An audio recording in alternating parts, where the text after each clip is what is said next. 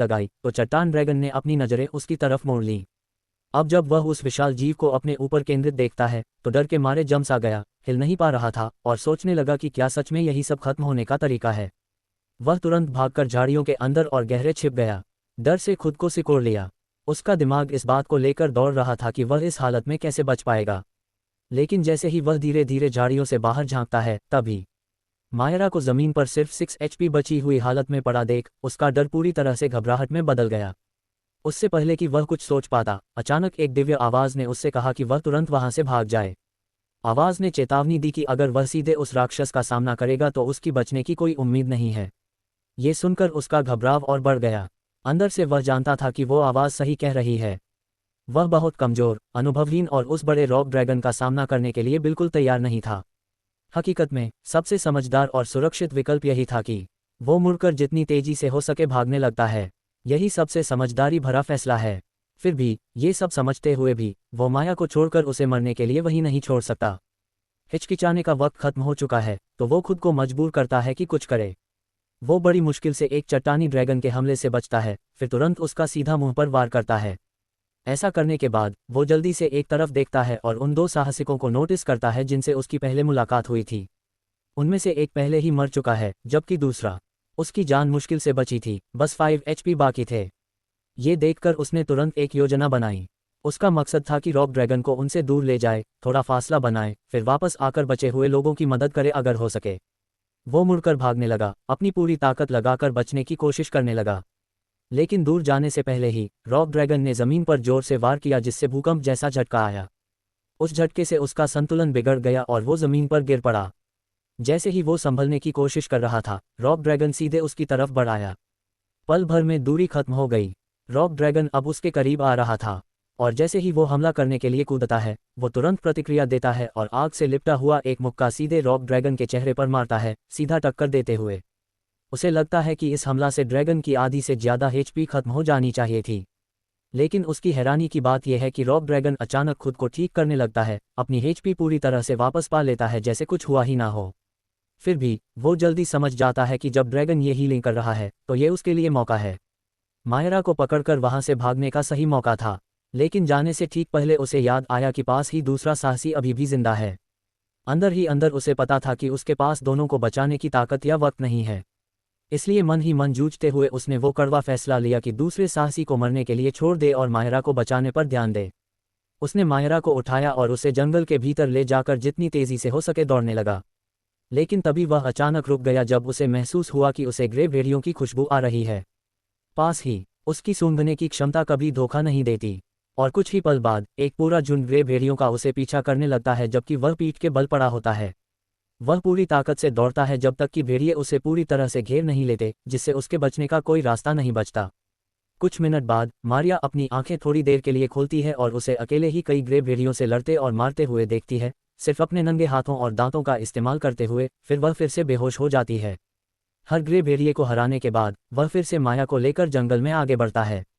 आखिरकार उसने दूर एक छोटा सा इंसानी गांव देखा तो वो जोर जोर से मदद के लिए चिल्लाने लगा, उम्मीद करता हुआ कि इंसान उसकी मदद के लिए आएंगे। लेकिन जैसा उसने सोचा था, इंसान उसे बस एक खतरनाक दानव समझते हैं। तो उनमें से एक ने भाला घोंप दिया और बाकी लोग अपनी हथियार उसकी तरफ ताने। वो बुरी तरह समझाने की कोशिश करता है कि उसका कोई बुरा इरादा नहीं है और वो सिर्फ माहिरा को बचाने की कोशिश कर रहा है, लेकिन इंसान उसकी एक भी बात नहीं समझते।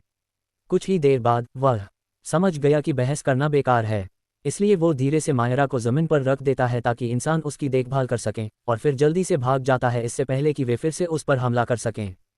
जैसे ही वो चला जाता है, इंसान तुरंत माहिरा के घावों का इलाज शुरू कर देते हैं। उसे राहत की सांस मिलती है ये जानकर कि वह आखिरकार सुरक्षित है। जब वो दूर जाता है तो उसे एहसास होता है कि इंसान और ड्रैगन शायद कभी सच्चे दोस्त नहीं बन पाएंगे। इसलिए वो चुपचाप अपने घर, जो जंगल के अंदर गहरा है, वापस चला जाता है। अगले दिन मारिया एक बिस्तर पर लेटी हुई जागती है और मैरियल नाम की एक लड़की उसे घूरती हुई देखती है। मैरियल बताती है कि माहिरा गंभीर रूप से घायल हो गई थी और उसे ठीक से इलाज के लिए अपने घर लाया गया था। फिर वह मारिया को बताती है कि वह पूरे 2 दिन बेहोश रही। मारिया लेटते हुए सुनती रहती है, लेकिन मन ही मन सोचती रहती है कि उसे जंगल से गांव तक कौन ले गया होगा। पहले तो वह सोचती है कि शायद उसके साथी ग्रांट्स और दाह थे, इसलिए वह मैरियल से पूछती है कि वे दोनों कहाँ हैं। मैरियल बताती है कि ग्रांट्स मर चुका है और उसका शव मिला है जंगल में। और दा की बात करें तो उनका कोई सुराग नहीं मिला। लोग समझ बैठे कि उसे रॉब ड्रैगन ने खा गया। मैरियल ने ग्रांट्स और दा को बेवकूफ़ कहा कि रॉब ड्रैगन से लड़ने की हिम्मत कैसे हुई और सोचा कि जीत सकते हैं। मारिया पूरी तरह से हक्का बक्का रह गई जब उसे पता चला कि उसके साथी खा गए। वो तुरंत खुद को ही दोष देने लगी। मैरियल ने मारिया से कहा कि खुद को ऐसा दोष मत दो, क्योंकि सच में अच्छा हुआ कि वो बच गई। उसके साथी जिद्दी बेवकूफ़ जो कभी किसी की नहीं सुनते थे। ये सोचते ही मारिया को याद आया कि दा हमेशा उनके गांव में पहला इंसान होता था जो आसपास घूमने वाले राक्षसों से निपटता था। इसी वजह से गांव के कई बच्चे उसे पसंद करते थे और उसकी बहादुरी की तारीफ करते थे। लेकिन एक बार ऐसा भी हुआ था जब दाह एक रॉब ड्रैगन से मिला था और लड़ने की बजाय भाग गया था। उसी घटना की वजह से कुछ गांव वाले बाद में उसका मजाक उड़ाते थे कि वह रॉब ड्रैगन से डरकर भाग गया था। अपना दम दिखाने के बजाय दाह ने उन बातों को दिल से ले लिया और खुद को बहुत अपमानित महसूस किया। उसने कसम खाई कि अगली बार जब भी वो रॉब ड्रैगन देखेगा, चाहे जो भी हो, उसे हरा देगा। फिर 2 दिन पहले दाह इस बात को साबित करने के चक्कर में पड़ गया कि वह सबसे ताकतवर एडवेंचरर है। उसने यहाँ तक झूठ बोल दिया कि मारियल ने उसे रॉब ड्रैगन को हंट करने की इजाज़त दी है। मारिया ने पूरी कोशिश की उसे चेताने की और कहा कि ये बहुत खतरनाक है, लेकिन दाह ने अपने घमंड को काबू में लिया और पीछे हटने से इनकार कर दिया। नीचे गिर गया। वो जोर देकर रॉब ड्रैगन के पीछे जाने पर अड़ा रहा और मायरा को भी मनाने में कामयाब हो गया कि वो उसके साथ चलें। इसी वजह से मारियल उसे बेवकूफ़ कहती है कि उसका घमंड उसे अंधा कर दिया और आखिरकार उसकी जान ले बैठा। फिर भी मारियल हैरान है कि मारिया बिना कोई बड़ी चोट लगाए बच निकली। मारिया कहती है कि शायद किसी ने उसे जंगल से बाहर निकाला होगा, लेकिन मारियल उसे बीच में ही रोक देती है और कहती है कि ये तो नामुमकिन। वो बताती है कि कोई भी साहसी अपनी जान खतरे में डालकर ऐसे किसी अनजान घायल साहसी को, जो कि एक खतरनाक रॉब ड्रैगन से घायल हो, बचाने की हिम्मत नहीं करेगा। फिर भी मारिया जिद करती है कि उसे साफ साफ याद है कि कोई उसे उठाकर गांव की तरफ ले जा रहा था। मारियल का मानना है कि मारिया की यादें शायद उस भारी चोट के कारण उलझ गई हैं जो उसने लड़ाई में लगी थी। फिर भी मारिया उस बात को पूरी तरह मान नहीं पाती क्योंकि उसे धुंधली यादें हैं कि उसे एक ड्रैगन ने बचाया था।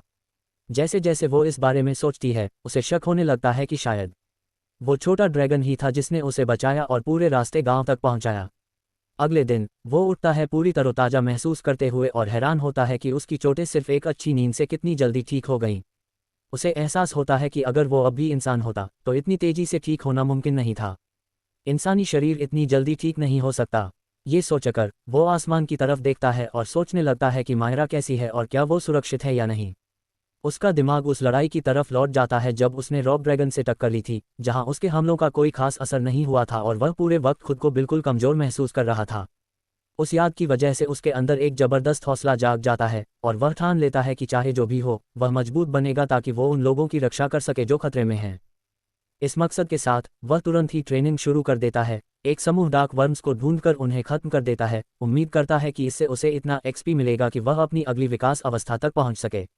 ज़्यादा देर नहीं हुई कि उसे एक नोटिफिकेशन आया कि उसने लेवल 25 पार कर लिया है और अब वो इवोल्यूशन के लिए योग्य हो गया है।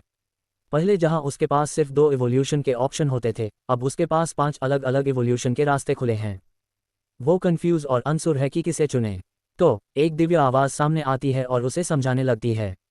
आवाज़ सबसे पहले मिनी ड्रैगन के बारे में बताती है कि इसका शरीर छोटा होता है, बिल्कुल उसके अभी के बेबी ड्रैगन जैसे, लेकिन इसका इवोल्यूशन स्लो होता है और इसका भविष्य बहुत सीमित होता है। विकास के विकल्प। वो तुरंत ही दिलचस्पी खो देता है क्योंकि उसे धीरे धीरे बढ़ना बिल्कुल पसंद नहीं है और आवाज़ से अगला विकल्प समझाने को कहता है। दिव्य आवाज़ एक एक करके हर विकास विकल्प को विस्तार से बताती है, लेकिन जो सबसे ज़्यादा उसकी नज़र में आता है वो है युवा प्लेग ड्रैगन। युवा प्लेग ड्रैगन को एक बुरे ड्रैगन के पहले चरण के रूप में बताया गया है, जो जहां भी जाता है वहां तबाही फैलाता है। इसके फायदे हैं उच्च बुद्धि और इंसानों का उपयोग करने की क्षमता, परिवर्तन की कला जिससे वह इंसान बन सकता है और आराम से गांवों में जा सकता है। शुरू में जैसे ही उसने सुना कि यह एक बुरी ड्रैगन की संतान है, उसने तुरंत इस बात को ठुकरा दिया। लेकिन थोड़ी सोचने के बाद उसे अचानक याद आया कि आवाज़ ने इंसान बनने की बात कही थी। उसका चेहरा गर्म हो गया जब उसने सोचा कि वह इंसान बनकर जब चाहे गांवों में घूम सकता है। फिर भी वह जानता था कि इस विकास को चुनने का मतलब है एक महामारी फैलाने वाली